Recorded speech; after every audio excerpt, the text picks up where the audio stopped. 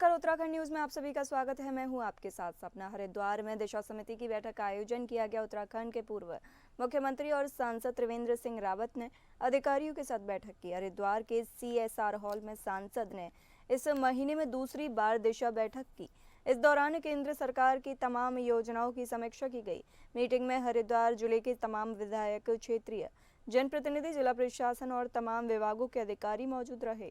सांसद ने अधिकारियों को केंद्र सरकार की योजनाओं का अधिक से अधिक लोगों को लाभ पहुंचाने के निर्देश दिए। साथ ही गर्मी के सीजन में लोगों को पेयजल की दिक्कत न आए, इसको लेकर भी खास तौर पर निर्देश दिए।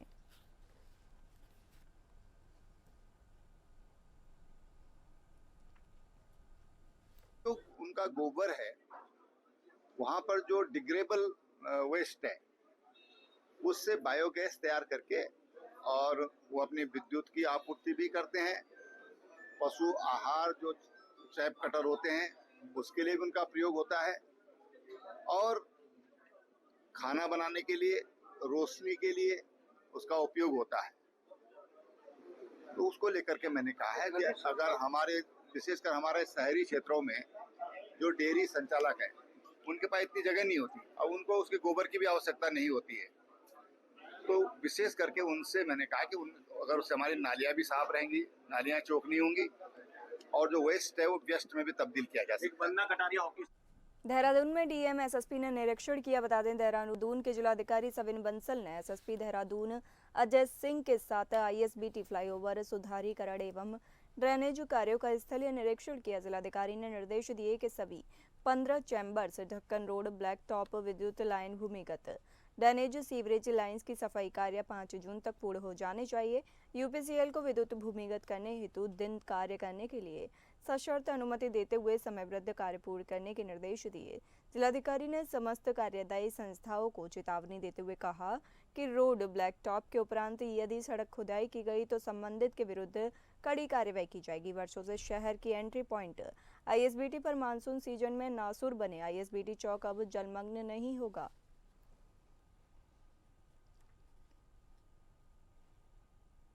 जो हमने ISBT पर ड्रेनेज में इंटरवेंशन किया है उसका मुख्य उद्देश्य ये है कि वहाँ पर अर्बन फ्लडिंग होती थी। उस अर्बन फ्लडिंग को कई वर्षों से निजात नहीं मिल पा रहा था।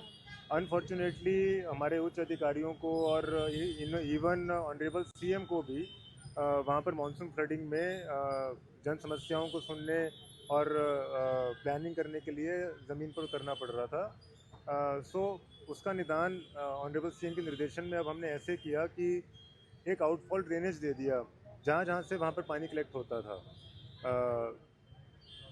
परफेक्शन तो नहीं, लेकिन ये जरूर कहा जाएगा कि उसको न्यून करने में ये प्लान जरूर सफल साबित होगा। राजधानी देहरादून को सुंदर और साफ बनाने के लिए लगातार प्रयास किए जा रहे हैं। शहर को और अधिक किस तरह से संवारा जा सकता है, इसको लेकर नगर निगम जल्द ही मुख्य सड़कों पर फैली गंदगी के अंबार को दूर करने के लिए रोड स्वीपिंग मशीनें संचालित करने की योजना पर काम कर रहा है। नगर आयुक्त नमामि बंसल ने जानकारी देते हुए बताया कि शहर की सड़कों पर अक्सर गंदगी पसरी रहती है। हम रोड स्वीपिंग मशीन के जरिए से दूर करने का काम करेंगे। यह मशीन मुख्य सड़क मार्गों पर उतरेगी और वहां पर जो गंदगी है उसे साफ करेगी। इसके लिए निगम जल्द ही टेंडर जारी करने वाला है, जिसके बाद इन मशीनों के खरीदने की प्रक्रिया शुरू कर दी जाएगी। सफाई व्यवस्था को और कैसे सुदृढ़ किया जा सकता है। जो समय समय पर हमें शिकायतें प्राप्त होती हैं कूड़ा उठान को लेकर के, उसको हम कैसे मिनिमाइज़ कर सकते हैं। कंप्लेंट्स को मिनिमाइज़ करना और जो हमारी door to door waste collection की कवरेज है, हाउस होल्ड कवरेज, उसको मैक्सिमाइज़ करना, इसी मूल मंत्र पे काम कर रहे हैं।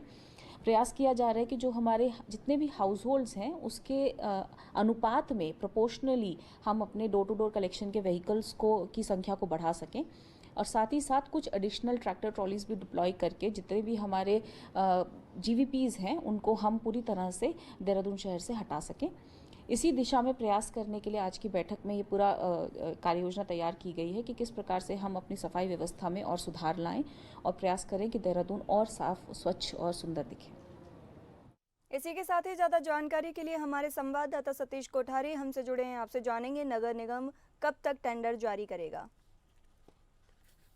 उत्तराखंड देहरादून नगर निगम की, तो देहरादून नगर निगम लगातार सफाई को लेकर बहुत ही ज्यादा सजग है। जिस तरीके से देखा जा रहा है लगातार अभी कुछ जो कूड़ेदान थे उनको साफ सफाई के से लेकर गली मोहल्ले जो भी, क्योंकि अब जल्दी ही मानसून सीजन आने वाला है तो उसको लेकर बहुत ही ज्यादा दिक्कतें हो जाती हैं। जगह जगह नदी नाले भर जाते हैं, तो उसको लेकर लगातार नगर निगम की कोशिश है कि जो भी छोटी बड़ी मशीनें हैं, जो भी कुछ दिक्कतें हैं नगर निगम में, जो व्यवस्थाएं नहीं वो जल्दी से जल्दी की जाएं और इनको जो है धरातल पे उतारा जाए, क्योंकि व्यवस्थाओं में बाधा न पड़े। उस समय जब मानसून सीजन आता है तो तब जगह जगह गड्ढे भर जाते हैं, जगह जगह नाले भर जाते हैं, तो उसको लेकर बहुत ज्यादा दिक्कतें होती हैं।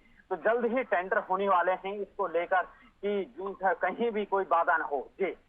जी आपसे और भी जानकारी आगे लेंगे, बने रहिए हमारे साथ।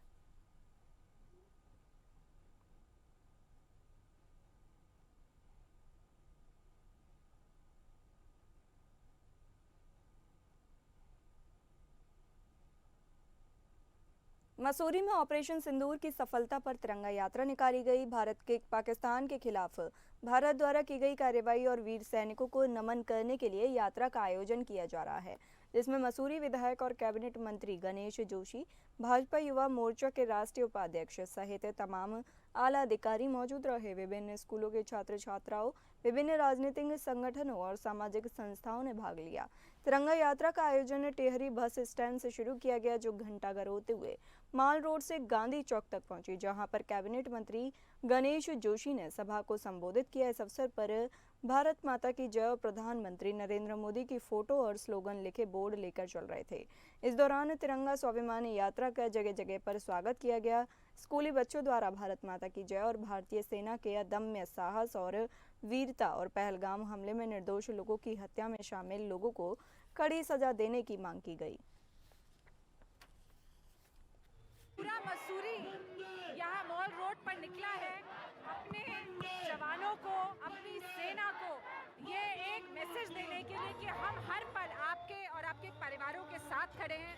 आप जो बलिदान, जो त्याग हमारे लिए करते हैं उसके लिए हम सदा आपके कृतज्ञ रहेंगे और ऐसे नागरिक बनने की कोशिश करेंगे जिससे आपको भी हम पर उतना ही गर्व हो जितना हमें आप पर गर्व हो। ये संदेश देने के लिए, धन्यवाद देने के लिए आज मसूरी पूरा सड़कों पे उमड़ा है। भारतीय सेना के लिए क्या कहेंगे जिस तरीके से साहस? देखिए, भारतीय सेना की वजह से आज हम सब यहाँ खड़े हैं। भारतीय सेना ही वो सेना है जिसने पाकिस्तान के घर में घुसकर आतंकवादियों के ठिकाने को तबाह किया, उनके एयर बेसिस को तबाह किया।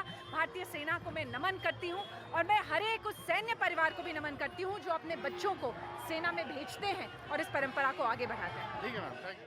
देहरादून में ट्रैफिक पार्क के माध्यम से जन जागरूकता अभियान चलाया जा रहा है। इस अभियान में नाबालिग बच्चों को ट्रैफिक के नियम सिखाए जाएंगे। इसके लिए उन शहरों में पार्क का निर्माण किया जा रहा है जिनमें एक्सीडेंटल रेट अधिक है, जिसमें रुद्रपुर, हल्द्वानी, हरिद्वार और देहरादून शामिल है। आरटीओ प्रवर्तन अनीता चमोला ने बताया कि हरिद्वार, हल्द्वानी और रुद्रपुर में कार्य योजना पर काम तेज गति से किया जा रहा है, जबकि देहरादून के सहस्त्रधारा हेलीपैड के निकट सिटी पार्क में चिल्ड्रन पार्क का निर्माण किया जा रहा है, जिसमें ट्रैफिक के गुर सिखाए जाएंगे। बताया कि देहरादून में चिल्ड्रन पार्क का निर्माण सितंबर तक पूरा होगा और अक्टूबर से अभियान की शुरुआत होगी।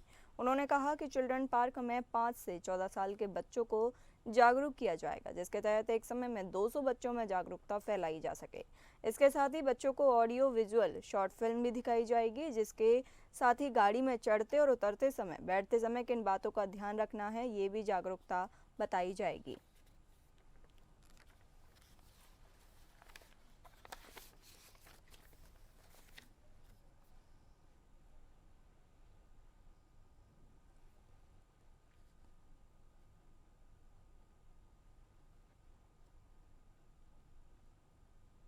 सोशल मीडिया पर रील बनाने वाले स्टंट बाइकरों की अब खैर नहीं। आरटीओ ने इसके लिए एक टीम का गठन किया है जो पूरी निगरानी करेगी।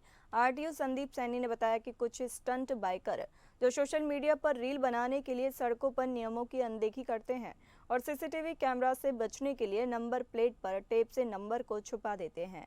इसकी डीप निगरानी के लिए एक टीम का गठन किया गया है। ऐसी स्थिति में जब सीसीटीवी कैमरों पर बाइक का नंबर ना दिखे, उसके लिए टीम इंस्टाग्राम आईडी सहित तमाम अन्य सोशल मीडिया प्लेटफॉर्म खोजेगी, जिसके जरिए टीम घर तक पहुंचेगी, जिसके बाद चालान की कार्रवाई के साथ ही लाइसेंस भी रद्द किया जाएगा।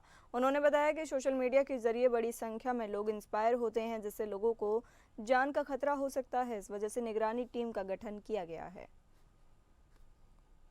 इसमें आजकल सोशल मीडिया का यूज़ करके बहुत लोग जो स्टंट बाइकिंग करते हैं, व्हीलिंग करते हैं, तो उस पर रोड जो यूज़र्स हैं, अन्य रोड यूज़र जो हैं, पेडेस्ट्रियंस हैं, उनको भी मतलब खतरा रहता है, उसमें किसी को चोट भी लग सकती है। और सोशल मीडिया इन्फ्लुएंसिंग में बहुत लोग इनसे इन्फ्लुएंस भी होते हैं, बच्चे भी देखते हैं, तो अगर कोई इसको यूज़ करेगा तो उनकी भी जान को खतरा हो सकता है। अभी हमने एक नई टीम बनाई है। हमारी टीम जो भी सोशल मीडिया पे, इंस्टाग्राम या फेसबुक पे ऐसे रील्स जो आएंगी, उनका डीप डाउन जाके उसका डिटेल देखेंगे और उनको फिर घर से ही हम उनको कार्रवाई करेंगे कि उनकी गाड़ी जो है उस पर सीज की जाएगी और उसके बाद उनके लाइसेंस के खिलाफ भी कार्रवाई की जाएगी। इसमें आजकल सोशल मीडिया। इसी के साथ ही ज्यादा जानकारी के लिए हमारे साथ लगातार बने हैं हमारे संवाददाता सतीश कोठारी। आपसे जानेंगे स्टंट बाइकरों पर क्या कार्रवाई की जाएगी।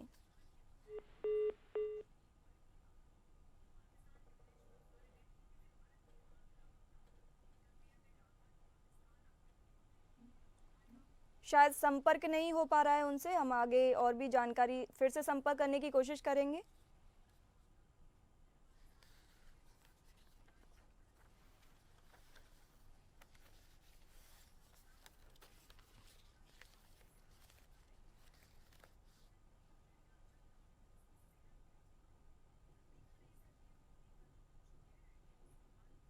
पौड़ी जनपद के सतपुली क्षेत्र में बिना अनुमति संचालित हो रहे हॉट मिक्स प्लांट को खनन विभाग और जिला प्रशासन की संयुक्त टीम ने सीज कर दिया है। ये पिछले एक सप्ताह में विभाग की तीसरी बड़ी कार्रवाई है। इससे पहले बैठाड़ी के समीप एक अवैध क्रशर प्लांट को भी सीज किया गया था। जिला खनन अधिकारी राहुल नेगी ने जानकारी देते हुए बताया कि सतपुली के पास नौगांव में आरजी वियड वेला द्वारा बिना स्वीकृति चलाया जा रहा हॉट मिक्स प्लांट 1.5 महीने से अवैध रूप से संचालित हो रहा था, जबकि सतपुली क्षेत्र में ही एक अन्य हॉट मिक्स प्लांट विभाग द्वारा सीज किया गया है। उन्होंने कहा कि प्लांट की स्वीकृति के लिए आवेदन जरूर किया गया था, लेकिन स्वीकृति मिलने से पहले ही इसमें कार्य शुरू कर दिया गया था, जो खनन अधिनियम का स्पष्ट उल्लंघन है। कार्यवाही के दौरान प्लांट में अवैध रूप से रोड़ी, ग्रिट और डस्ट का भंडारण भी पाया गया। टीम ने मौके पर पहुंचकर प्लांट को सील कर दिया और सभी सामग्री को वहीं सुरक्षित रखने के निर्देश दिए। नेगी ने यह भी कहा कि खनन विभाग और जिला प्रशासन की संयुक्त टीम लगातार छापेमारी अभियान चला रही है, जिससे अवैध खनन और अवैध परिवहन पर प्रभावी नियंत्रण हो सके। अवैध खनन और परिवहन भंडारण में हमारी तरफ निरंतर कार्रवाई होती है। अगर कुछ दिन पूर्व से आपके इधर पैठानी क्षेत्र में और सतपुली क्षेत्र के समय अवैध रूप से 2 प्लांट संचालित किए जा रहे थे, इनकी सूचना प्राप्त हो रही थी, जिस पर विभाग द्वारा एक्शन करते हुए राजस्व विभाग के साथ में मिलकर उनको सीज करते हुए कार्रवाई की गई। मसूरी में खाद्य विभाग द्वारा जांच की गई। बता दें, खाद्य आपूर्ति विभाग ने विभिन्न स्थानों पर खाद्य पदार्थों की जांच की और लोगों को स्वस्थ भोजन खाने की सलाह दी। वहीं होटल रेस्टोरेंट स्वामियों को निर्देशित किया गया कि किसी भी प्रकार के बासी पनीर, मावा, दूध और अन्य पदार्थों को उपभोक्ताओं को ना परोसे। इस मौके पर मसूरी ट्रेडर्स एसोसिएशन और स्वास्थ्य विभाग, नगर पालिका के अधिकारी भी मौजूद रहे। 2 दिनों तक मसूरी में होटल रेस्टोरेंट में खाद्य पदार्थों की जांच की जाएगी। इस मौके पर वरिष्ठ खाद्य अधिकारी विपिन तिवारी ने बताया कि सरकार द्वारा 4 धाम यात्रा के लिए मोबाइल बैन लगाए गए हैं और इस पे जन जागरूकता अभियान चलाया जा रहा है। 2 दिनों तक मसूरी के होटलों और रेस्टोरेंट में खाद्य पदार्थों की जांच की जाएगी। Tiwari, senior food safety officer Mussoorie. ये हमारी मोबाइल बैन जो है 4 धाम यात्रा में लगी थी और अवेयरनेस प्रोग्राम इससे चलाया जा रहा। फूड टेस्टिंग के लिए कोई भी जो है फूड टेस्ट करा सकता है इसमें अपनी जानकारी के लिए कि वो सही है कि नहीं है। तो आज इस कड़ी में जो है हमारी बैन मसूरी आई है, तो यहाँ लोग अपना फूड टेस्ट करवा रहे हैं। ये हमारे डीसी बीरेंद्र सिंह बिष्ट जी के अगुवाई में ये अभियान चल रहा है और आज यहाँ पे करीब पनीर की और मसालों की टेस्टिंग अभी हमारे सामने हो रही है।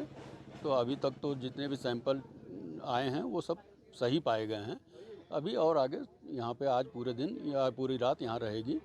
ऑपरेशन सिंदूर का नाम सुनते ही दिल देशभक्ति से भर उठता है, लेकिन अब इसी का नाम इस्तेमाल करके कुछ साइबर ठग कर रहे हैं। लोगों की भावनाओं से खेलने और पैसे हड़पने के लिए खुद को आर्मी वेलफेयर से जुड़ा बताकर ये लोग पहलगाम में शहीद हुए जवानों और आतंकवादी हमलों के पीड़ितों के परिवारों की मदद के नाम पर फर्जी अकाउंट में डोनेशन मांग रहे हैं। ठग सोशल मीडिया पर दावा कर रहे हैं कि पहलगाम आतंकी हमले में शहीद हुए जवानों और आम नागरिकों के परिवारों के लिए फंड जुटा रहे हैं। इसके लिए बाकायदा QR कोड और अकाउंट नंबर भी शेयर किए जा रहे हैं, जबकि भारतीय सेना की ओर से इस तरह का भी कोई भी किसी प्रकार से कोई भी ऑपरेशन के लिए डोनेशन की मांग सोशल मीडिया या व्यक्तिगत खातों के माध्यम से नहीं की जा रही। अगर आपके पास भी ऑपरेशन सिंदूर के नाम पर कोई मैसेज या डोनेशन लिंक आया तो सतर्क रहें, पहले जांचें फिर ही भरोसा करें। देशभक्ति के नाम पर ठगी से इस खेल में साइबर ठगों की जाल से बचें।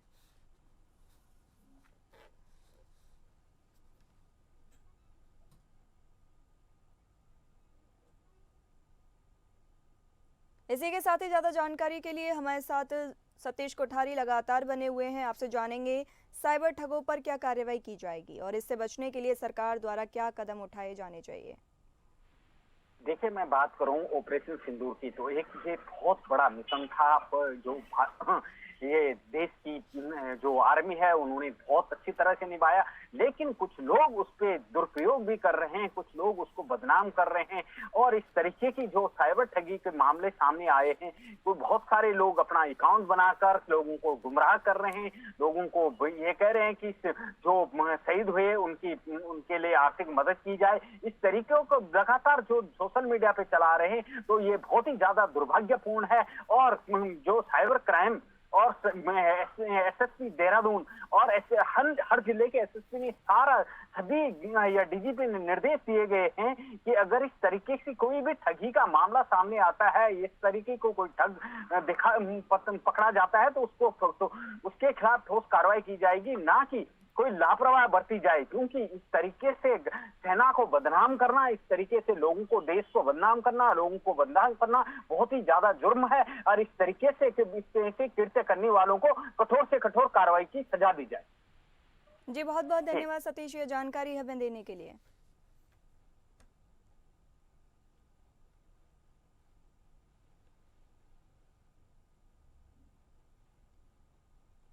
पंद्रह मई को लापता हुई 4 साल की मासूम बच्ची की हत्या के आरोप में पुलिस ने एक व्यक्ति को गिरफ्तार किया है।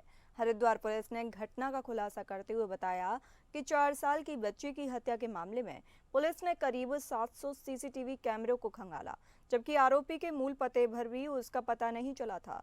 उन्होंने बताया कि पुलिस टीम ने मामले में बढ़ चढ़कर मेहनत की, जिसके बाद आरोपी की गिरफ्तारी हो सकी। SSP प्रमेंद्र सिंह डोभाल ने बताया कि आरोपी ने परिवार से बदला लेने के लिए गुस्से में बच्ची की हत्या की है। बताते चले कि 16 मई को गुमशुदा मासूम की हत्या के मामले में जल्द खुलासे को लेकर शहर भर में धरना प्रदर्शन हो रहे थे। खुलासे के बाद कई सामाजिक संगठनों के साथ साथ उच्च अधिकारियों ने भी पुलिस की पीठ थपथपाई और नगद पुरस्कार की घोषणा की। इस बीच 16 तारीख को इस बच्ची की काफ़ी एक शव इसका हमें प्राप्त हुआ था और क्योंकि मामले की गंभीरता को देखते हुए तत्काल बड़ी टीम की आवश्यकता थी। लगातार हम लोग खोजबीन कर रहे थे। इसके साथ ही बच्ची का क्योंकि ये हत्या से संबंधित मामला था और किसी में और कोई एंगल तो नहीं, इसको देखते हुए डॉक्टर के पैनल से इसका एक PM कराया गया था, जिसमें प्रथम दृष्टया जो पैनल के द्वारा PM में रेप की पुष्टि नहीं हुई थी। हत्या इसकी जो गला दबाने से इसकी हत्या हुई थी। जो आरोपी था वो लगातार फरार चल रहा था और उसके द्वारा ना तो मोबाइल फ़ोन ना किसी प्रकार के कोई ऐसा डिजिटल इंस्ट्रूमेंट यूज़ किया जा रहा था। मेरे द्वारा 5,000, IG साहब के स्तर से 25,000 और हम लोग ये कोशिश करेंगे कि DG महोदय के समक्ष ये पूरा केस को हम लोग प्रेजेंट करेंगे। मुझे उम्मीद है कि वहाँ से भी अच्छा। रुड़की में समर हत्याकांड में 5 आरोपियों को पुलिस ने गिरफ्तार किया है। मंगलौर कोतवाली के मोहल्ला पठानपुरा में 21 मई की रात को बारात में गए 2 पक्षों में हुए विवाद के बाद एक युवक की हत्या में शामिल 5 आरोपियों को मंगलौर पुलिस ने गिरफ्तार कर लिया है। पूरे मामले का पुलिस कप्तान परमेंद्र सिंह डोभाल ने खुलासा किया। खुलासे में रुड़की गंगनहर कोतवाली में करते हुए कहा कि 21 मई की रात को मंगलौर से मुजफ्फरनगर गई थी, जिसमें लौटते समय कुछ बारातियों ने आपस में किसी बात को लेकर विवाद हो गया। इस घटना में एक युवक की चाकुओं से गोदकर हत्या कर दी गई। साथ ही 3 अन्य गंभीर हो गए थे, जिन्हें हायर सेंटर रेफर किया गया। पूरी घटना में 6 लोगों के विरुद्ध मुकदमा दर्ज किया गया था, जिनमें से 5 आरोपियों को पुलिस ने गिरफ्तार कर लिया है। वहीं 6ठे आरोपी की तलाश जारी है।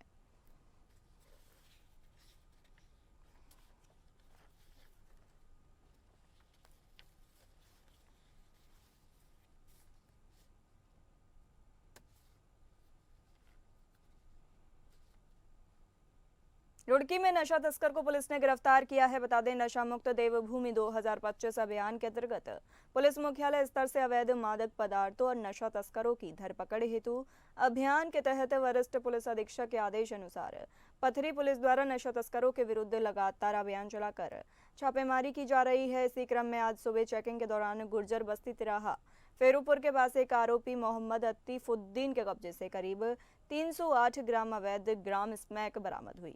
पूछताछ में आरोपी ने बताया कि उसने यह स्मैक बरेली के रहने वाले गुड्डू से खरीदी है। इसे हरिद्वार और देहरादून में स्थित बड़े नामी कॉलेजों में बेचा जाना था। अब गुड्डू की भूमिका की जांच की जा रही है। बरामद स्मैक के संबंध में आरोपी मोहम्मद सैफुद्दीन के विरुद्ध थाना पथरी पर एनडीपीएस की धाराओं में अभियोग पंजीकृत किया गया है। थाना पथरी में स्मैक के 300 ग्राम से ऊपर क्वांटिटी पकड़ी गई है और ये बड़ी अच्छी सफलता पुलिस को मिली है, जिसमें जो आरोपी है वो बरेली से ही लेके इस पूरी खेप को लेके चला था और इसका नाम अतीफुद्दीन है। इसके ऊपर 2 पुराने अभियुक्त पंजीकृत हैं और इसमें जो दूसरा अभियुक्त है गुड्डू, उसकी तलाश पुलिस कर रही है और इसके द्वारा ये खेप किन जगह पे जानी थी, कहां पर इसे सप्लाई करनी थी, उनके बारे में भी पुलिस अभी पूछताछ कर रही है। इसमें अन्य लोगों की अरेस्टिंग भी जल्दी ही की जाएगी। तो कितने की कीमत की है? ये करीब 300 ग्राम जो स्मैक की कीमत अभी मानकों के अनुसार करीब 60 लाख के आसपास की कीमत की पड़ी है। एक बड़ी सफलता पुलिस को इसमें मिली है। सर, क्या आप पथरी पुलिस को इनाम दें? पथरी पुलिस का ये जो कार्य है ये बहुत ही उत्कृष्ट कार्य इनके द्वारा किया गया है। प्रोएक्टिव पुलिसिंग के तहत ये कार्य है। इसमें मेरी ओर से 5000 रुपये तत्काल पथरी पुलिस को इनाम के तौर पर दिया जाएगा। गढ़वाल के ग्रामीण इलाकों में वन्य जीवों का आतंक थमने का नाम नहीं ले रहा है। पौड़ी तहसील के अंतर्गत गुलदार और अज्ञात जंगली जानवरों द्वारा लगातार पालतू जानवरों पर हमले किए जा रहे हैं। बीती रात धारी और ओलाना गांव में 2 अलग-अलग घटनाओं में गुलदार ने कुल 23 बकरियों को मौत के घाट उतार दिया, जिससे गांव में दहशत का माहौल है। स्थानीय ग्रामीण जगमोहन डांगी ने बताया कि गुलदार ने धारी गांव में दरबान सिंह की बकरीशाला में धावा बोलकर 14 बकरियों को मार डाला, जबकि इसी वर्ष 6 जनवरी को भी गुलदार ने उनकी 12 बकरियों को मार डाला था।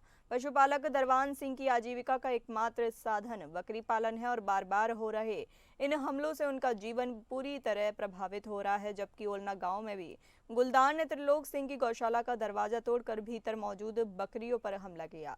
इस हमले में 3 बकरियां मौके पर ही मारी गई, जबकि 3 अन्य का अभी तक कोई पता नहीं चल सका है।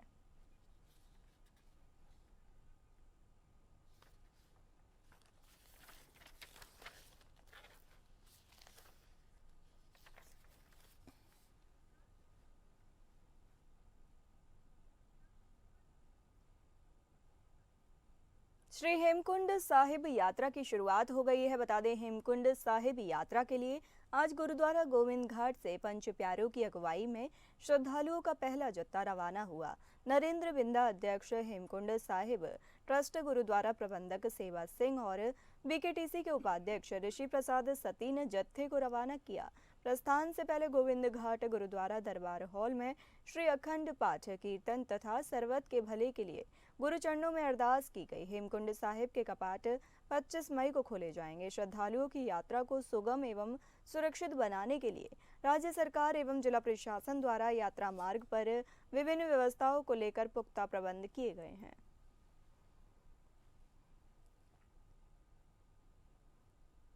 फिलहाल इस बुलेटिन में इतना ही। नमस्कार।